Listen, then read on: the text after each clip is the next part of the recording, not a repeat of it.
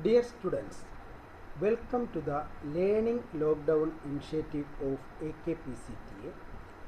I am Bibin Sibos, working as Assistant Professor in the Department of Physics of SN College, Chennai.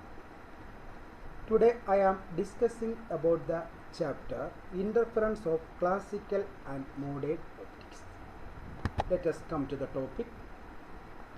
We know that interference is the superposition of two or more waves. A wave has crest and trough. The crest of one wave falls on the crest of another wave, or the trough of one wave falls on the trough of another wave, then the amplitude of the wave increases.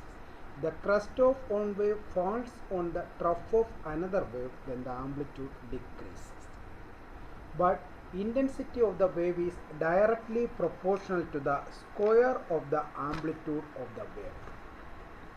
That means crest of one wave falls on the crest of another wave, the intensity of the wave at that point increases.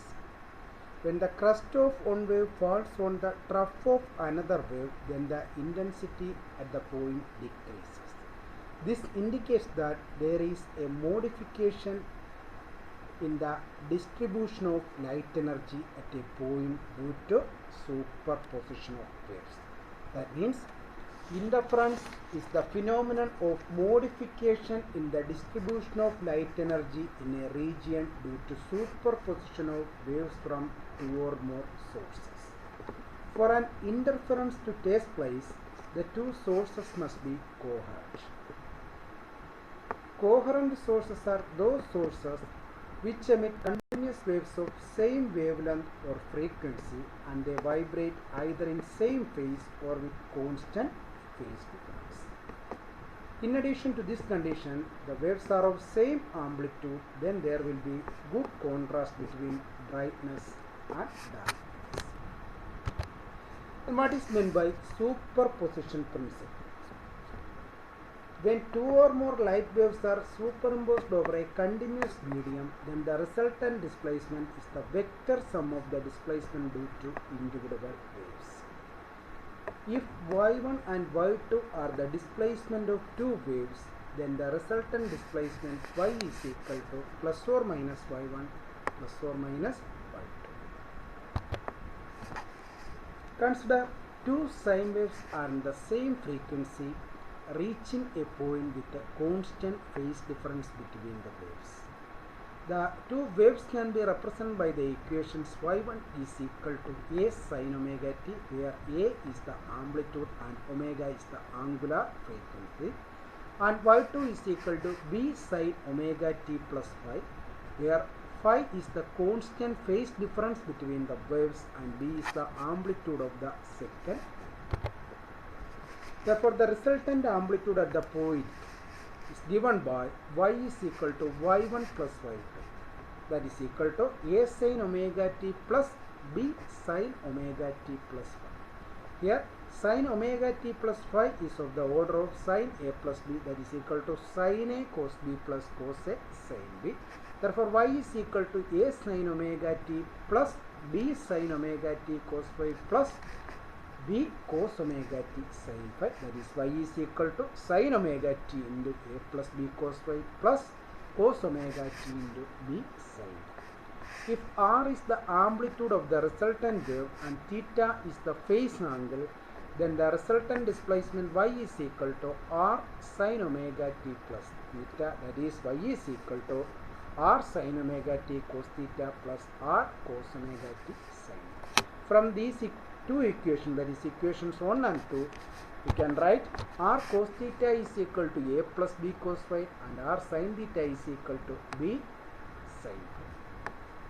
Squaring and adding equation 3 and 4, we get r square is equal to a square plus b square plus 2ab cos phi. Again, from equations 3 and 4, we get tan theta is equal to b sin phi divided by a plus b cos phi.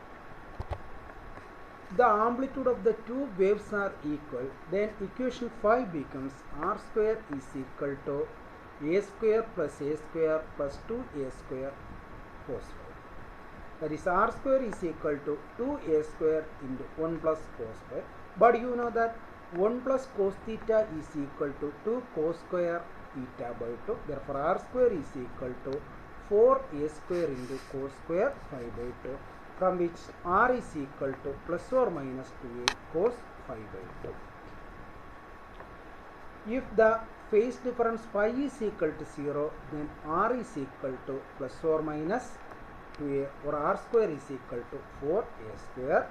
If phi is equal to 2 pi, that means the phase difference is equal to 2 pi, then again r square is equal to 4a square. That is, again if phi is equal to 4 pi, again r square is equal to 4a square. That means the waves are in same phase, then r square or intensity is equal to 4a square. That is, when phi is equal to 2n pi, where n is equal to 0, 1, 2, 3, etc. That is, the waves are in same phase, or the path difference is an integral multiple of lambda, then the intensity is maximum. You know that phase difference is equal to 2 pi by lambda into path difference. That is, if phi is equal to 2n pi or path difference is equal to L lambda, then the intensity is maximum. When phi is equal to pi, then r is equal to 0, that means intensity is 0. When phi is equal to 3 pi, again intensity is 0. That means when phi is equal to 2n plus 1 into pi, where n is equal to 0, 1, 2, 3, etc.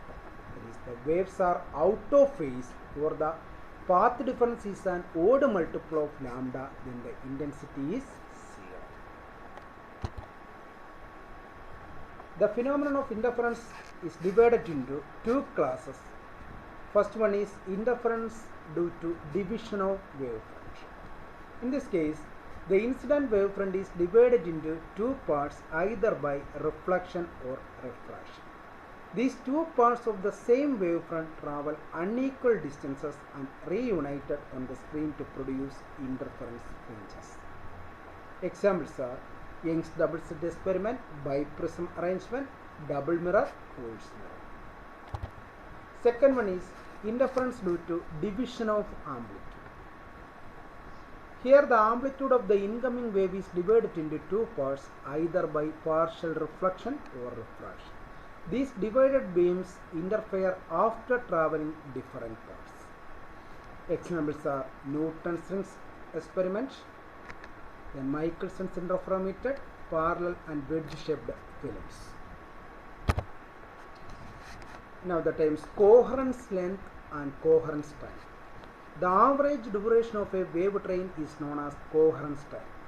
That is the time for which the electric field remains sinusoidal. Within this type, at any point, the electric field will have definite relationship between the phase and distance travelled. Coherence length is the length of the wave train corresponding to coherence time. It is the length of the wave which is continuous without any interruption. Now we come to Young's double slit experiment. The experiment arrangement is shown in figure. Here S is a narrow slit which is illuminated by the monochromatic source of light. The light from the source S is passed through the slits S1 and S2, which are kept at equal distances from S. The waves from S1 and S2 interfere each other because they are coherent sources, and we get alternate dark and bright bands on the screen AB. At the center O of the screen, we get a bright band because the path difference between the waves from S1 and S2 to reach the point O is 0.